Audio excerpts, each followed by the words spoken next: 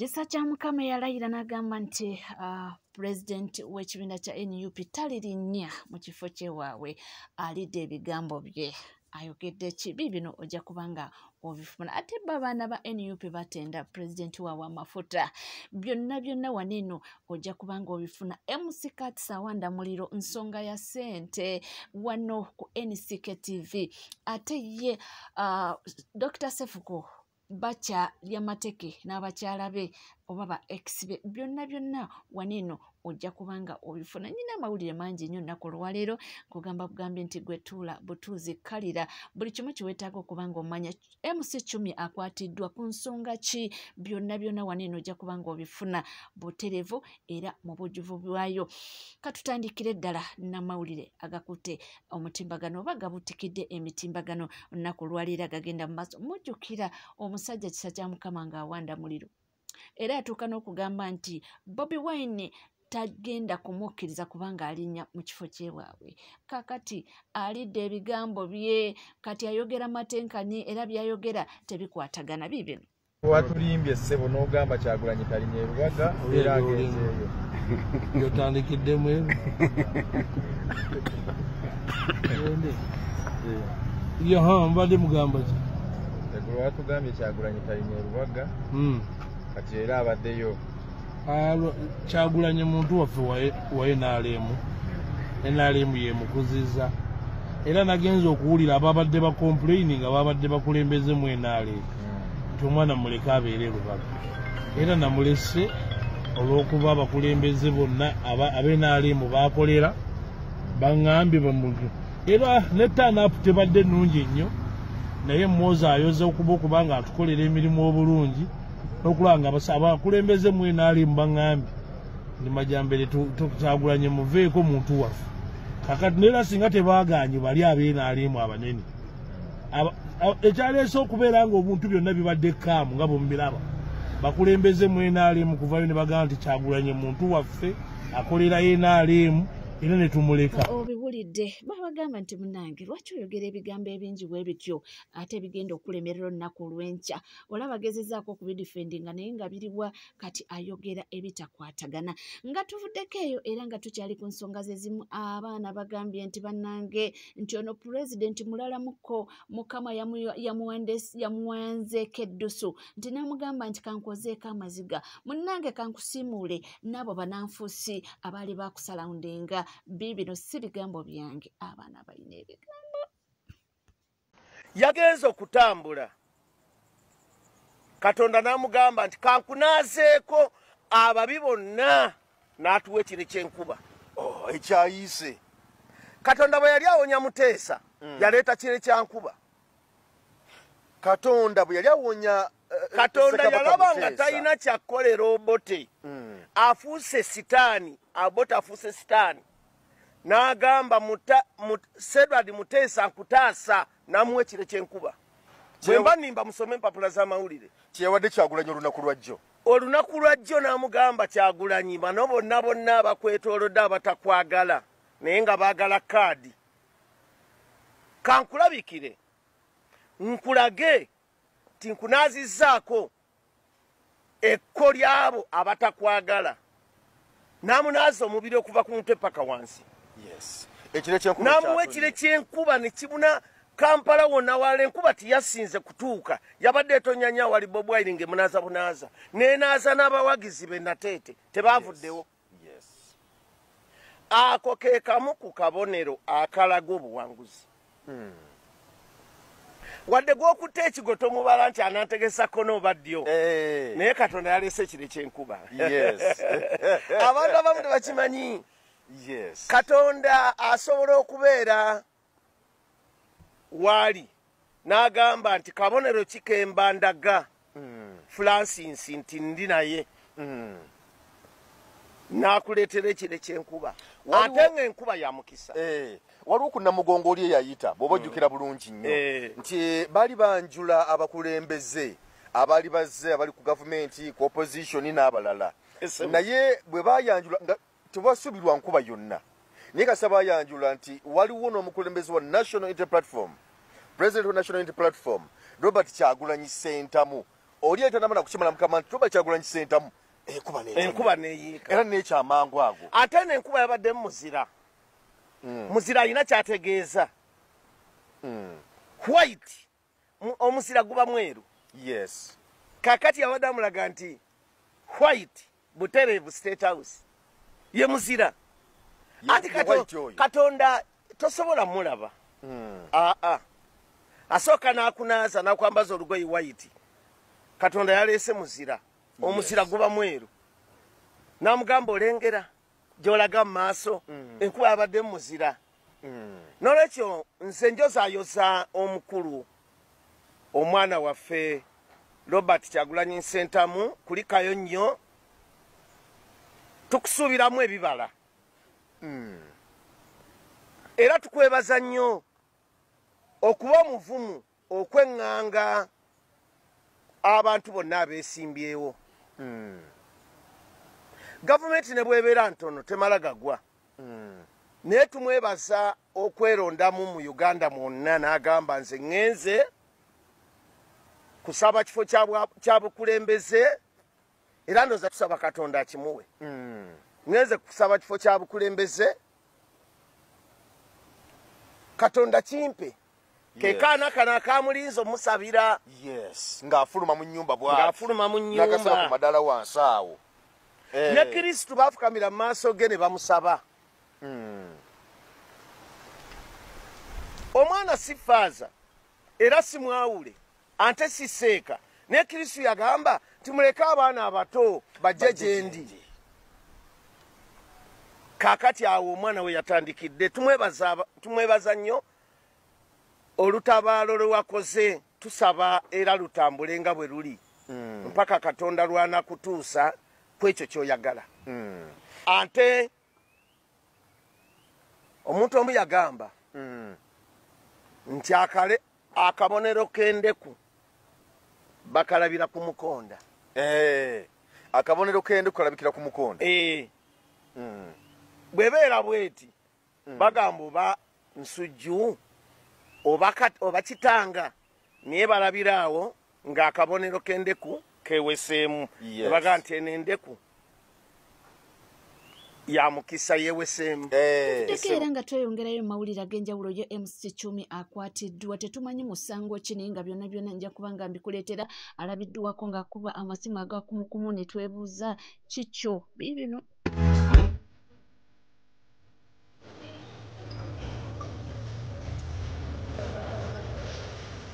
ebyo oba yaziiza bwaki byonna byonna tujja kuba nga tubizuula mu maaso awo era tujja kuba nga tubikutuusaako ate ye Sefuko awanda muliro bannange ne ba ex be nabo bamugambe tetujja kukulekeramu naye beeyogerera ebisongovu ate ye Joey asuusaamuko Sefuko wuuno kyatabalangidde nga kinnika kikulebera ne kibeera ng'ekitoberedde wakati gwe kati gwammanyiira gwe nkulayirira singa sinze singa oyo mawube tomuyina singa sinze oyo mawube singa tomuyina watandika oweereza mawube obusolo ng'oli wange mawube akuyambye alabiridde famire ye egenda ebundabunda mawube because of me kyova mawube aneegomba golowooza lwaki mawube antambulirako mawube watuuka n'omuleeta wano mbazine ne mbazina firisamu igwe ne mawubeewo era we namala bazina nenfuna akabenje ago ge mazima agakaawe bisirani ebiba judde kapa ya mwera chite trending mwate wakiso nembazina aba temwerabira kana akasolo akakalanya mwandibadde munneebuuzaako nakikola ntya we muba mwagala mbijjayo byonna nga mbijjayo gwe naashe ekikumpalanya mukira va ku mukira gwange ngeza mugezze ate munene guwooma kyova olaba gwakuleeta ewange mwate wakiso nembazina naye mmwe lwaki temujjukira muno n'akuzinira n'ebbaawo singa nalina omutima omubi sandibazinye ate nejjusa gwe nashi ne lujjo we bazina baana mmwe omulundi ogwo gwe nakomayo okubazina siri gwerabira bannange munzijeeko ebisiraani byammwe kakati tudde kuona ow'ekyovu Gwowe Kyovu ani atakimanyi nti we nabalekanga ewaka mwali mwesiyaga ne Joey. Owe Kyovu tubimanyi mwekubanga engalo. Nabono Sefuko era abagambye nti tebagenda kumudibya kubanga kye baali baagala yakibawanga mu ffuulu. Mikwano temugenda kundibya. Ekisookera ddala mwali munjagalako ekintu ekya mukira ekyokubiri kyali linnya. Byonna nabibawa saabalekerera saabakotoggira. Temugenda kunkyaya, temugenda kundibya. Temugenda kunfuula muntu mubi mwe singa si Dr. Sefuko singa teri aboogerako. Nakankaka wano babadde bakwata ne video wano mu town ze mbadde nga nziraba. Naye nga tekuba na views. Mubadde mwagwa. Kati gwowe Kyovu gwe bazina novaamu ebyovu notuka novuulula amasira. Nawe oyogere. Naye ate ab'ebyovu bo bandisirise bannanga ab'amasira. Ebyo ebyovu bye watuuka n'otwala basabire ewa Bugembe ne bakuzinazina aba Pastor Junior bano ba Junior Pastor. Era n'otafuna. Mukwano ndeka naawe. Ndeka nakankaka mukwano. Nakankaka tonneekaka. Tonneekaka kubanga ate kati gwe oli mmange. Sagala kuvuma. Oli mmange ndeka. Weddira kinyomo wakisirikira nali sikimanyi. Bwe nakitegeera mukwano nenkumala. Nenga wali tokyebeera. Tutekeyo era nga tukyagenda mu maaso n'amawulire ag'enjawulo ye MC Katsi awanda muliro ensonga ya ssente agamba nti munnange babasuubiza kasente naye agenda okutuukayo ate ye ne bamubulookinga talina bigambo biwoomu yadde n'akamu. So what's up, how you doing? My name is MC Katz. Apparently I put some tweeters on MC's getting money that was handed over to Mr. Frank. I think he's the spokesperson of the government of Uganda, as in PR and management. He told me to be here at 10 o'clock. As you can see, you can't cross that path unless you have an appointment. I've been here for almost 2 hours, and they told me I have no appointment. They're all not picking. But this is it. Ola man government ya Museveni. Bobi taina nyo kyabasinga naye na katona abavubuka kibayinza okwekolerawo mu katwala. You see simple things like MCs. Kati bino simanyisaako myoga bye mulimu. Imagine bameka abalala batwala ezo. I'm not standing here because I want money for MCs. I've managed to work my life very hard. But you make me come here at 10 a.m. in the morning, Buza Nimrod, Buza Mr. Henry, Buza Villa. I left work at 5 in the morning. And I'm here at 10 in the morning. You're all not picking. And the last person, Ankuto Manibangambye, government ebadeke emyaka ana, tebade na bakats. I'm 40 years, bro. Ebade mu bakats. Nga tusanyusa abantu. Mweminu mujifunya wano. Technical know who you think you rule the whole world, but that statement mu government ebadewe emyaka ana tebadewo na bakats. Nze kenaze wano kyabadde simple. Mwafunye 1.5 Mr. Frank mwafunye 1.5 billion shillings. Nze ninjamba gamba ba MCB asabala aba central abe mukono kale kakole mukono mbarara Kampala. Nemulina ba MC bamwe ekifaananyi ekiri awo. Then somebody else told me, this bid was made in Jinja for political show hosts. The people who do political shows, Radio 4. So, Mr. Frank, you're a communication manager or something like that of State House. Mr. Mulaba Bobby wabakubira wali ku ground tabawa sente na baba hope nemwe ne hope entono gye tuba tufunye entono bwet era abasajja mwe bagitwala kati olabanza asobola okwogera ba MC bakola kololo bugolobi bya known olaba nazo muzitwala olezo myoga bikola bitya man afande Muhoz tuyambeko. These people are becoming too much. me, I have my people in government. Musibya abantu abatuufu bonna mbasibye ne temwagala mawulire. Ne abantu abamu na ssente batwala za bwerere. Like really. Ku mulimu gwo. Abana b'e Kampala bano ba MC bano Central. Kwatako ekitundu kibawe. Nze kyekyandeese wano. Bronze sikedde wano mba me broke human being. I'm not rich. And I'll say it again, but I'm not broke. But I know kids suffering. We worked our names here. Let it be even a political analyst. They worked their name there. A TV presenter worked so hard for people to believe they can, to have all these followings. But as I tell this side, but Uganda, get me influencers to help the campaigns and post the campaigns. Nga mukyatwala zino ezaffe zino zetukoleredde ng'ensi yonna eraba. You people MCs, you've seen them. MCs are not like, you've seen us. I can't cross that border, man. There's security. Frank, you told me to come here at 10. I'm going to show all your messages of your PR. I can't cross that place. I'm going to show all your messages. You know me, I keep my information, screenshot, and keep it. Now, your PR told me to be at 10. Now, right now, he's telling me, those are the orders. Now, he calls me and tells me, Museveni has been here 40 years. Has it been because of MCs and cuts? Perfect. I didn't record the call. I have my messages. Ebyo tukira juzi wanino twalabye abaana nga bayimiridde buli omu nga bamuwa ssente badde bamuwa omutwalo naye nga bagamba nti omutwalo ogwo bagusheyaringemu abantu babiri kakati esaidi zeeyo ndowooza kyo kintu kya ssente kye kitwalayo abantu tewaliyo kyamaanyi.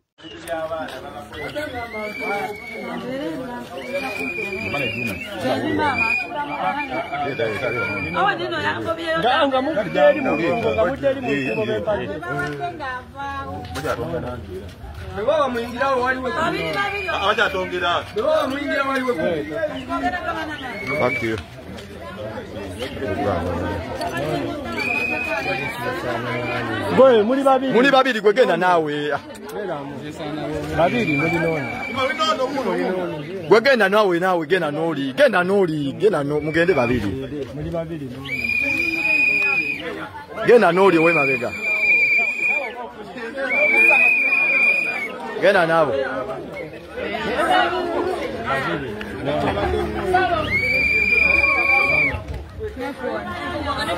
Muwe chebiri. Mugenda noyo. Mugenda noyo. Omusajja ala. Era. Mugenda noyo. Genda noyo. Laba lodi man. Gwe musajja. Bya Luganda. Gwe. Abantu sibyagala ebyo. Bya Luganda. Bantu bange byebyo yasinga wobirabye nga bitambula nate nno ye omugaga Rwasa ne Nash Global luno akugambye nti namukubye lipstick njogera ekindeketi agambye yakubye Rwasa lipstick nti nno ayawukaneko n'abalala nti abakyala abalala balemu kubanga bamuzuula oba this time around balema muzungirako. Mutadeko ka lipstick musobola okumwerabira abaali bamulabyeko mugambe kati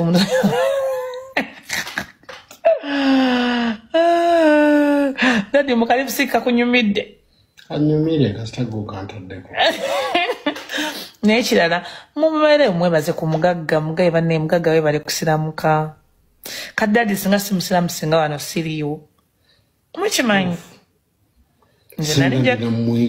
Kati dadi singa alina mwenge Zuzu dadi omulabye. I love you so much Zuzu.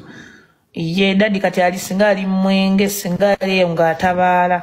Ne dadi yawummula. Najja kukuba ejjembe.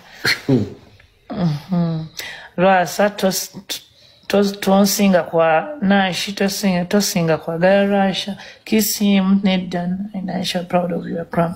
Yes, mumwebaze, musindikale gundi wano ngamugamba haji webale kusinamka, haji webale kusinamka, haji webale kusinamka. Naye nga tuli ku NCK TV tuwerabira kubanga o subscribinga, ringinga that notification bell, sharingo, likinge, ebisigadde byonna byonna butereva mawulire ojja kubanga ogafuna era nja kubanga nga kutuusako wona woli wona wasinzidde nkugamba bugambi nti gwe tuula butuuze kalira nywera buli kimu kiwetaaga okubanga omanya ojja kubanga okifuna mu bwojjuvu bwakyo. Tuula kalira nywera wono ng'omaze okusubscribinga tukize tube nga tukwerekereza tujja kubanga tukoma mu masaawo n'amawulire mangi nnyo tuvaawo.